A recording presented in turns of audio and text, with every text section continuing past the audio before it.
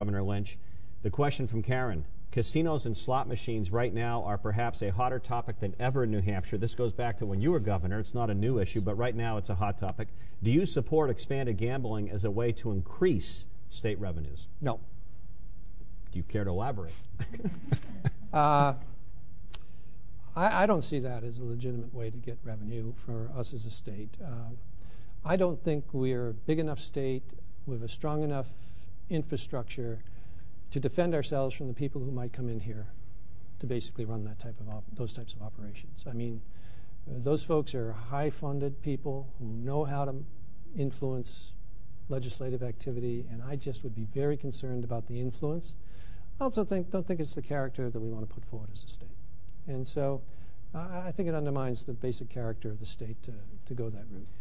There are much better ways to address this issue than that. When you were governor, real quickly to follow up over a question, the largest utility filed for bankruptcy, Public Service Company of New Hampshire. You had a tough real estate collapse in an economy, and you managed through it. Just real short, because I want to get to an energy question here from Jessica in Concord. If you were governor now, Governor Lynch is cutting. Is there enough within the state budget without raising major taxes, which I hope they don't do, to deal with this problem? Well, he's got a real difficult time because of the economy, which I also had, regrettably. Right. We actually had a worse economy. We had 5 of our 7 largest banks fail. We had our 2 major utilities fail, and we had revenues drop every month over month. So it was pretty tough. You remember all that. I called it the Gregg Depression.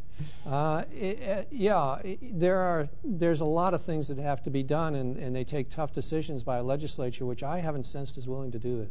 In fact, just the opposite. I've been very disappointed in this legislature in the area of spending. I think the governor's tried to hold the line, but I don't think the legislature has. And you have to, there may be a momentum here to try to spend us into a position where we have to go to a broad-based tax, which would be horrible. I mean, this state's unique advantage is that we do not have a broad-based tax. That's our unique advantage in New England. We are, and always have been, sort of the refugee camp for entrepreneurs. You know, you get in Boston and you get up to about 15, 20 people.